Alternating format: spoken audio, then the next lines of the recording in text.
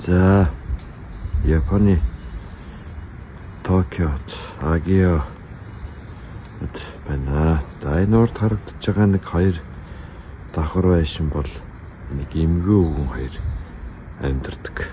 Одоо бол тэтгэвртэй гарчихсан.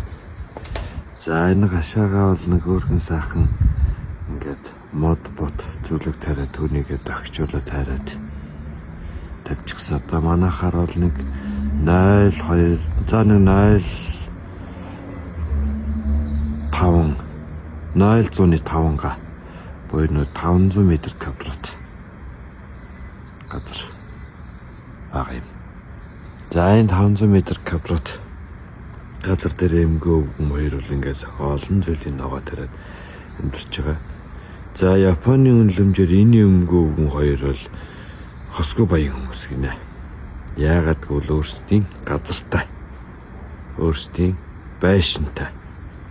За энэ Японы үнэлэмжээр бол ерөөсөө манай зайсангийнхан цаашаага амьдарч байгаа хүмүүс гэж үздэг гэж байна.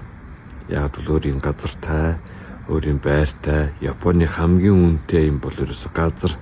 Тэр байшин барилга нь сонирм биш. Тэр өндөр орон сууцнууд бол 90 давчхан даварга ядуучууд гэдэг юм уу, орлого багтай хүмүүс нь амьдардаг. За ингээл өөрийн гэсэн газартай, эдлбэр газартай, өөрийн гэсэн байртай нэмгэн өвгөн хоёр бол их баян чинэлэг хүмүүст тооцогддог гинэ. Сая чигтэр уулзсан.